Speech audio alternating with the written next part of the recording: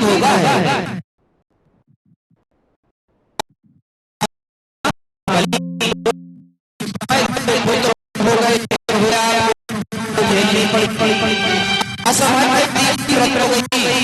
पांच पुत्रों का कैसे लिया, ये सब कुछ नहीं।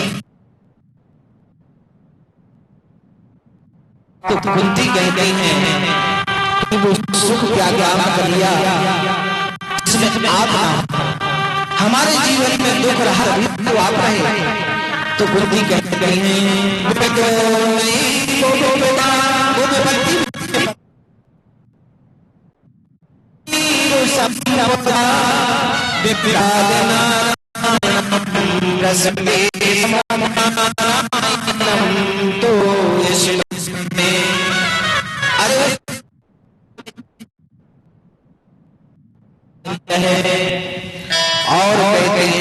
कि सुख के माथे से पड़े, ऐसा फर्क में फर्क दूं कि जो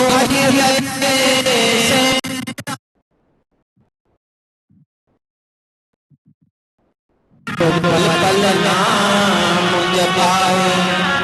दुख अच्छा है जिसमें आपकी याद बनी रहती है, सुख में तो व्यक्ति भूल जाता है। दुख में सुमरन सब करे, सुख में करे न कोई, सुख में सुमरन करे दुख आए नहीं होता, अनुष्ठान नहीं होते, धार्मिक कार्य नहीं होते, उनके लिए कहा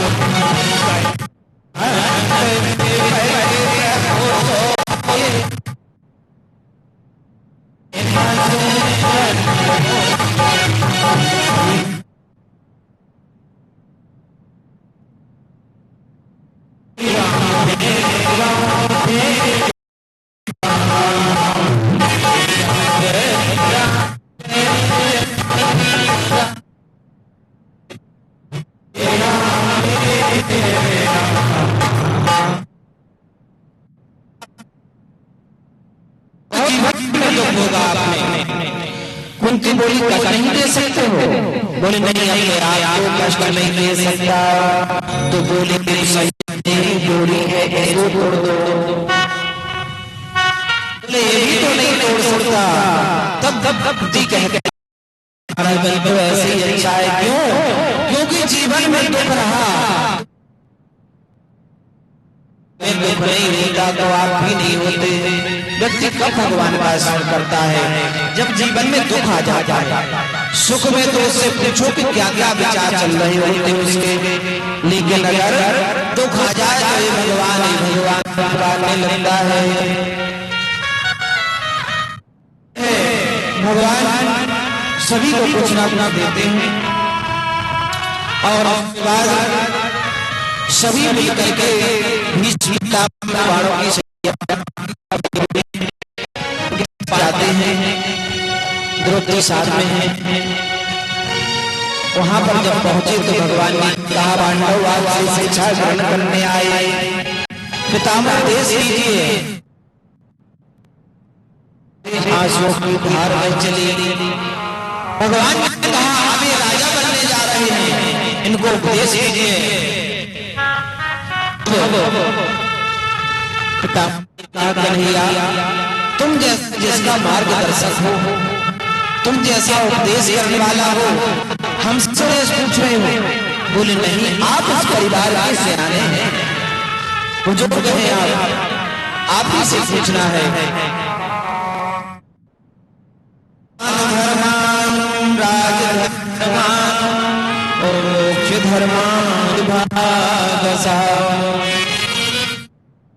को सबसे पहले बताया बेटा लोग भागे राजा बन गए। एक प्रसन्नता लेकिन सबसे ज्यादा क्योंकि राजा का पहला कर्तव्य है कि प्रजा को सुखी होना चाहिए और जितना धन कमाओ उसका दशांश धर्म में भी लगाना चाहिए। अगर 100 रुपए हम कमाते हैं तो 10 रुपए हमारे उसमें से धर्म में लगना चाहिए, फिर 90 अपने सुरक्षित बचे रहेंगे। नहीं तो आज जल्दी चाहे कि 100 आए तो 110 लग जाता आदमी। सबसे बड़ी समस्या पैसा तो खूब आओ लेकिन में रुपत नहीं है, कैसे बंद कर दो। अगर भी उनका हक दशांश का धर्म में लगता रहे तो लक्ष्मी आपके घर में बनी रहेगी। तन से पाए धन पवित्र कर दान, मुख पवित्र हरि भजनों से हो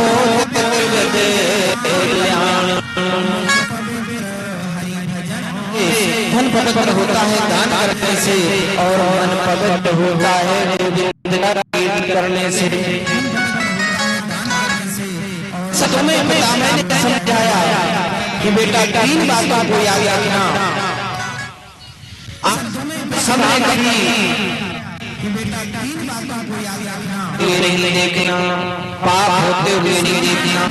या तो आप उसको रोक दो, वो नहीं रोक सकते हो तो वहां से चले जाना चाहिए। अतिथि सत्कार करना चाहिए और शत्रु भी आ जाए तो भी क्षमा कर देना चाहिए। ऐसी बातें जब कही तो द्रौपदी खड़ी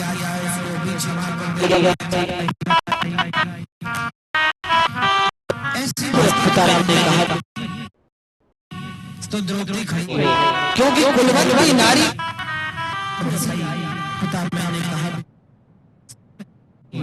तो द्रौपदी ने कहा ब्राह्मण बस ऐसे ही आ गई। नहीं बेटे में जाना। तो द्रौपदी ने कहा याद आ गई पितामह को। राजा कह रहे हैं कि आंखों के सामने कभी अधर्म पाप होते हुए नहीं देखना। और पितामह उस सभा में आप भी बैठे थे, द्रोणाचार्य भी थे, कृपाचार्य भी थे, पहाड़ सभा में आप भी बैठे थे, द्रोणाचार्य भी थे, कृपाचार्य। उस सभा में एक अबला नारी चिल्ला रही थी लाज बचाओ। पितामह इसलिए हंसी आ गई कि जो उपदेश आज आप कर रहे हैं क्या उस समय आपको याद नहीं था? आंखों से आंसू की धारा पर चली पितामह की सत्य कहती हो जो कहते हैं कि वो तो हमारे द्वारपाधीश थे कि हमारी लाज बच गई। जब द्रौपदी को पकड़ करके सज्जनों लाया गया जीत करके, रजस्वला का समय था द्रौपदी का समय, खींच करके देश लाया गया। और जब दुर्योधन ने कहा तो पहले तो द्रौपदी ने अपने आप पांचाल देश हो पंजाब के अपने आप को ताकत से पकड़ रखा, नहीं सकता तू सारे फिर पतियों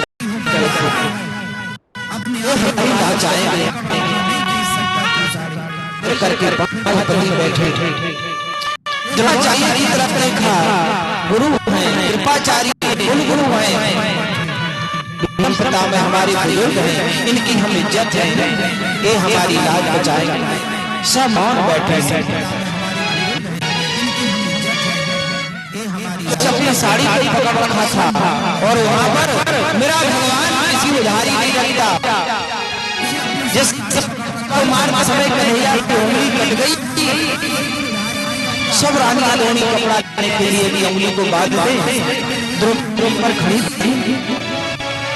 सोने के हार से जड़ी हुई साड़ी को तुरंत फाड़ दिया, तुरंत उंगली को बांध दिया। मेरे कन्हैया ने मन में संकल्प कर लिया बहन एक एक धागे का ऋण चुकाऊंगा। आज मैं आया तो भगवान उदास बैठे हैं। रुक्मिणी ने कहा उदास क्यों है? बोले क्या बताएं, आज ये ऋण चुकाने का मौका आया है लेकिन अभी मुझे पुकारा नहीं। दुनिया के सहारे छूट गए। द्रौपदी ने ऊपर हाथ उठा द्वारकाधीश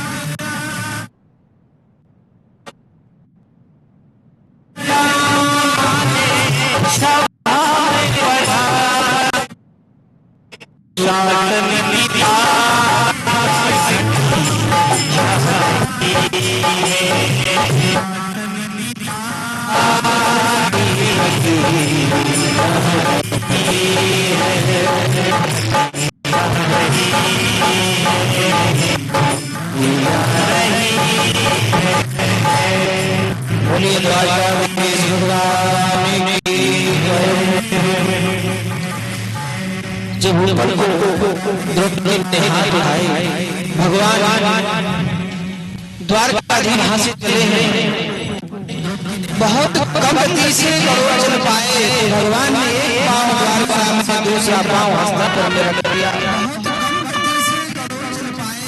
और